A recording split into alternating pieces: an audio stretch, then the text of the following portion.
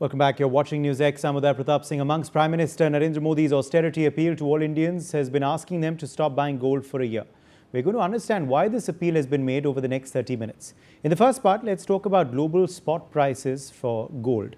From $2,350 to in fact $4,550 in 2 years, the global prices of gold have in fact doubled in the last 2 years. Why has this happened? Well, reason number one. Central banks around the world have started buying gold at record levels. This because of the fears of dollar volatility, starting with sanctions on foreign reserves in the Russia-Ukraine conflict. Reason number two was that the Federal Reserve shifted towards rate cuts. Reason number three was gold becoming safe haven asset during conflicts. Reason number four was oil spikes reigniting fears of another inflation wave and hence people shifting to gold. Reason number five were the ETF and retail investors joining the rally due to a boom in prices.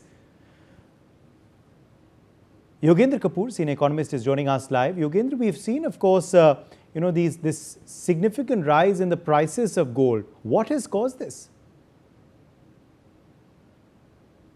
Well, Uday, if we look at in last 1 year, we will see that world over, the central banks have made record purchasing in gold as such.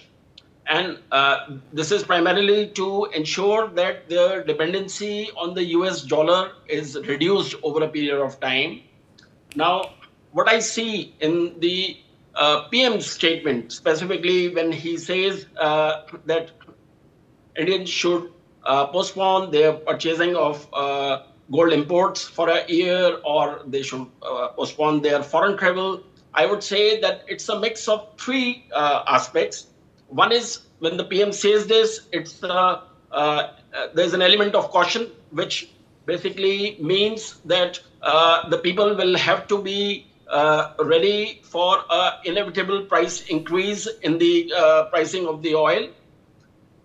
The other aspect is that if we look at the positives in the statement that has been given by the Prime Minister, I would say that it will definitely result in the increase of our foreign exchange reserves, which seem and which are depleting at the moment when we see that foreign institutional investors also pulling out the money from the stock market. And then it also has the element of strengthening the trade balance between two nations as such. We also understand that net foreign exchange earnings is also one of the constituents of GDP of a country. So if we look at the reduced imports over a period of time, then it tends to improve the GDP of a country. And then also I see the positive in this, that if you are looking at reducing the import of gold, then at the same time, it's very important that you should create a kind of an infrastructure wherein mining is possible to meet the increased requirement of gold by way of production within the country. Now, at the same time, I would also like to say that there are certain negatives also which I see emerging out of this. When the PM says that, you should postpone your foreign travel and you should use public transport, we have to understand that are we at sync in terms of the ground reality? Come to all of that. We'll come to all of that later, Yogendra. But now coming back to the rise in gold prices, is it more because of central banks buying the gold at record levels, or is it more because gold has now become a safe haven, as is often the case in conflicts? See, Uday, if we look at the history of any country in terms of the price positions, then you will see that there are only two things in the world which have consistently shown an inclined plane of growth year on year in terms of geometric progression. And in that, one is gold and the other is oil. So, and we all understand that the, the praise for gold purchase in our country is extremely huge when we see that India is among the top three gold, consumers in the world. So I see it definitely being one of the safe assets also, and which we see that in the recent past, it has an element of being readily, encashable and realizable. So that's also one of the important factors which has led to the people investing in gold. Absolutely. Stay with us. Let's in fact also now understand the prices a bit further in detail. The two major places from where Indians buy gold is generally in India and then also from Dubai, due to lower taxes, lower making charges and also high purity jewelry. Industry estimates and market trackers suggest Indians and NRIs account for nearly 20 to 30% of jewelry sales in Dubai's gold market, especially during wedding and festive seasons. As far as India is concerned, 10 grams of 24 karat gold currently costs 1.5 lakh rupees in India, and 24 karat gold costs about 1,39,000 to 1,40,000 in Dubai. As far as 22 karat gold is concerned, it costs 1.39 lakhs in India and 1.35 lakhs in Dubai. So clearly, of course, not just in India, but a lot of Indians buy their gold from Dubai as well, Yogender. Why is that? As you just rightly said, that one element is the element of purity, which is prevalent in making the purchases from Dubai. And the other aspect is we also see that in terms of the people who have emigrated out of India, we see a lot of Indian population settled in the United Arab Emirates. So one of the major factors is the love for an asset, which is gold in this case, and the second is that it's the Indians who are majorly driving the scale of operation of this side. What leads to comparatively, Yogender, lower prices in Dubai for gold as compared to India? I would say that one is the purity element, and the other aspect is that I would say that in terms of the manner in which it is easily purchasable in UAE, specifically Dubai, that basically makes the things more easier and comfortable. We also understand that despite the fact that people having a love for gold purchase in India, there are a lot of regulations, and there are an element of both the transparent economy and the non-transparent economy, both playing an equal role. So that is where I feel that the people who have transparent source of income, now we are seeing a shift in them from, for making their investments in transparent places. And this regard, I would say that Dubai happens to be one of those safe places from where one is the element of purity in that asset, and the second is the rules and regulations and the regulatory mechanism, which is comparatively simpler to procure gold and trade in it. In fact, India's appetite for gold is remaining massive despite record high prices. In 2025, Indians bought more than 710 tons of gold worth nearly 7.5 lakh crore rupees, with jewelry demand leading the surge. But soaring domestic prices have now started hitting consumption. Between January and March 2026, overall demand sharply slowed, especially in jewelry purchases, while investment buying stayed strong as people rushed towards gold as a safe haven asset. This comes as Prime Minister Modi makes an austerity appeal, urging Indians to avoid buying gold for 1 year amidst the West Asia crisis, rising import pressure and global economic uncertainty. So it's interesting that, consumer pattern also we've seen change recently, Yogender. More for investment purposes than just buying for festivals and weddings. See, we all have seen in the past that, in terms of the people who are generating income in our country, in that we have seen that the middle class, it has definitely seen a major shift in the generation and the source of income that is getting generated. I would like to put it straight that the nature of income, which used to be more of non-transparent in the past, now it is being shifted to a transparent one. And in that, I would definitely like to acknowledge the fact and appreciate the government that the efforts in terms of the digitization that have been made, that is one of the major reasons why the people are, making investments in not only physical gold. We also see that in terms of the stock markets, the gold traded funds. This is a new mechanism which we see has emerged in our country, and in which we are already seeing that the number of people, especially the youth, who believe in taking risk and who believe in a transparent generation of their assets as such, that they are the ones who are majorly investing in these kind of assets. And we see that the demand as well as the investments both are growing in terms of their transparent nature in the country.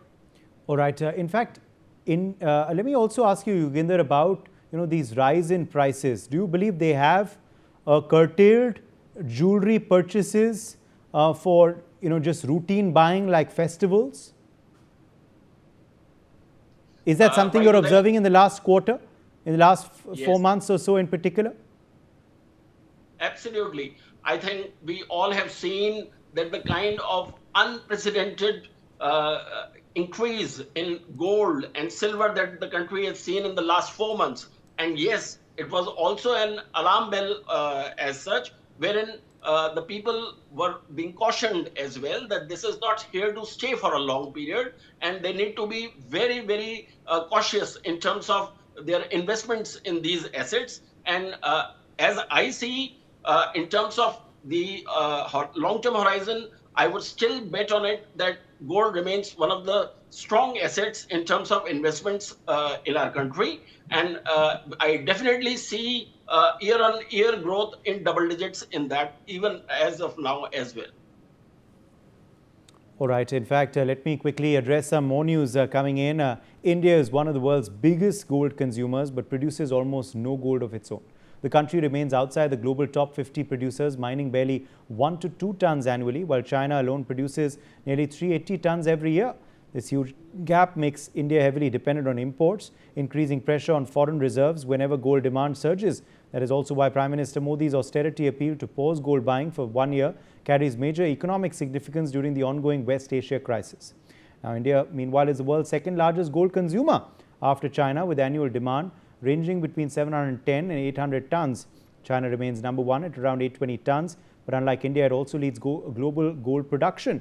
India's massive dependence on imported gold puts pressure on the economy during global crisis, especially when prices are soaring. Against this backdrop, PM's appeal to reduce gold purchases is being seen as an attempt to curb import pressure and stabilize the economy amidst the rising geopolitical tension. So this is one of the main reasons, Yoginder, why this appeal from Prime Minister has come in, isn't it? It's to stabilize the economy in a time of crisis, and it is also to conserve foreign reserves, which are all spent because a lot of our gold is actually imported because of the low production capacity in our country. Right today, even if you see at the statistics, you will see that in the last 3 months, India is only one of those exceptional countries where the prices of the oils have not got increased. And we see that it is a phenomena which we are seeing throughout the world, that the prices have increased in double digits to an extent as such. So I think what the Prime Minister is basically trying to emphasize is that it is that one should make an investment only when it is definitely needed and it is going to be utilized for productive channelization rather than being kept in an idle way. And that's absolutely fine with it. But at the same time, I also feel that the government need to be absolutely cautious going forward, because if they are going to regulate the things in this manner, then they will also have to keep a check on the gray market that may emerge parallelly as such. So I think it's a tightrope walk on which basically the balance has to be rightly established. Yes, Yoginder, also this gap, this perhaps is something that we need to correct between consumption and production domestically, indigenously.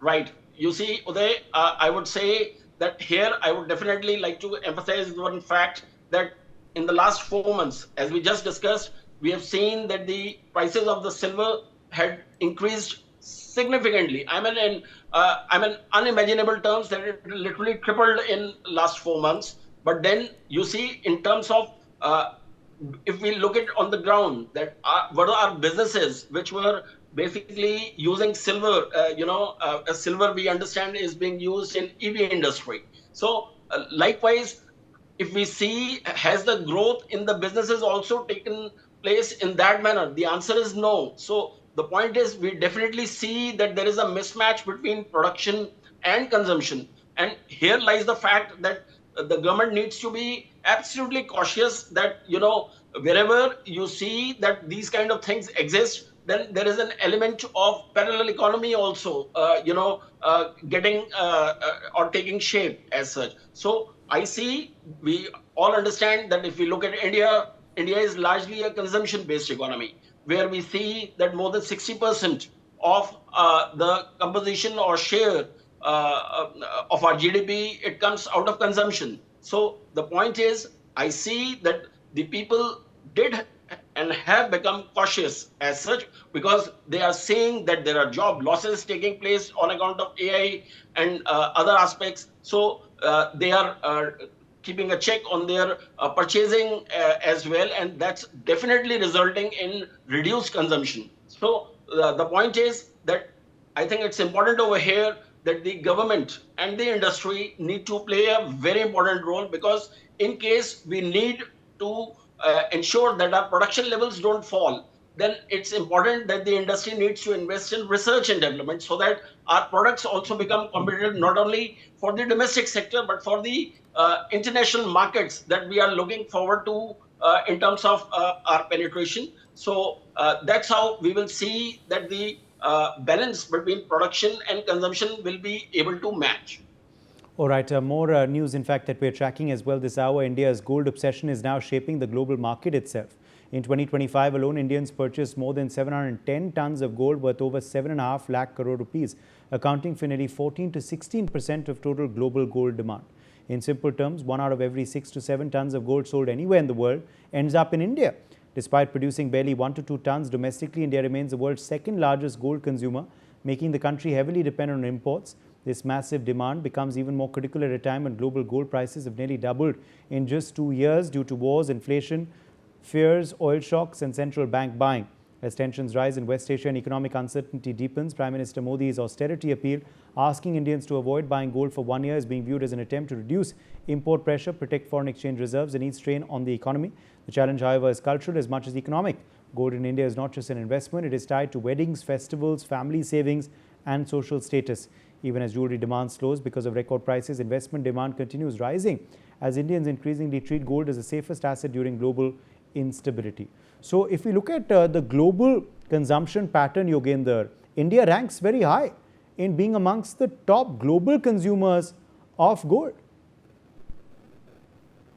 Yes, and the major reason behind that is that it is investment in gold is still seen in our country as a safe investment, and whether in terms of or in times of crisis or in terms of whenever a readily available funds are required against the security or pledging of the loan, we see that that market has grown exponentially in our country. I can tell you with stats that there was a time 5 years back when a person wasn't able to get even 50% of the amount of loan on account of the market value of that gold, physical gold as such.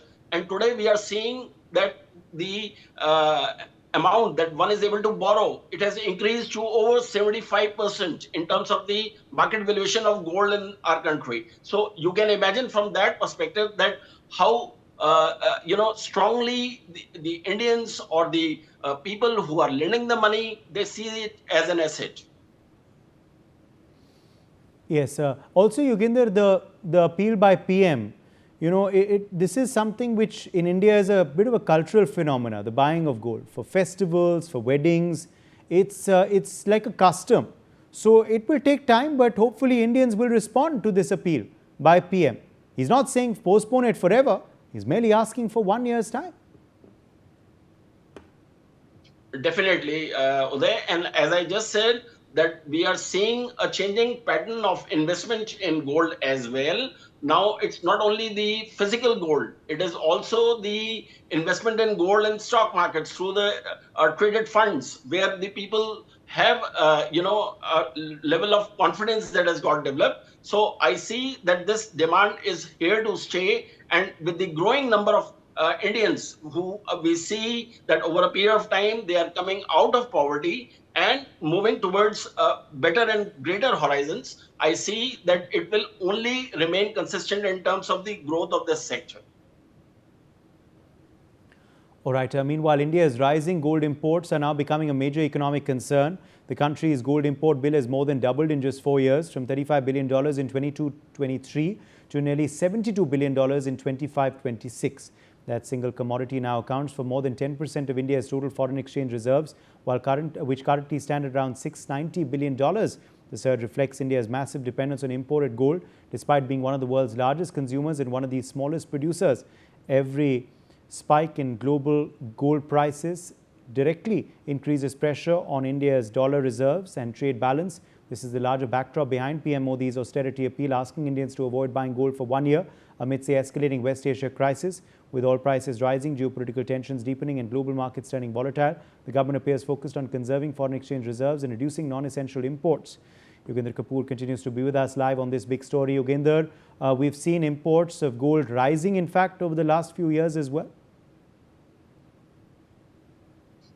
Well, Uday, if you see the war situation which had, emerged out of the Russia-Ukraine war 4 years back, the world had imagined that this is going to, reduce over a period of time. But on the ground, if we see what has happened is just the reverse of that. And we see that the war-like situation in terms of geopolitical tensions, it is increasing in terms of more of countries getting engulfed into it. And it is here that where we see that the dependency of the people, not only in India, I mean, we might be, and we are among the top gold consumers, but the fact is that the investment in gold worldwide has become a global and a relevant phenomenon at the moment, and where the world also sees it as a safe asset which can be, used, or which can be relied upon in terms of any economic crisis or financial crisis that the country or the people may face. Absolutely. And Yogendra, also, in terms of the statistics, I think 10% of our foreign exchange reserves is actually spent on gold. So this will be a big correction if indeed this appeal is actually followed through by citizens of our country, Yogendra. Absolutely, Uday, and I definitely see, that the underlying message, what the Prime Minister is trying to convey is that, it's not that he's saying that we are putting a kind of a restriction as such, but it is only alarming that the emerging situation, the way things are emerging throughout the country and throughout the world as such, that it's important that people also become a part of our nation in terms of its economic development also, and in management of crisis as such. All right, Yogendra Kapoor, thank you very much for joining us with your perspective on this big story. Let's slip into a short break.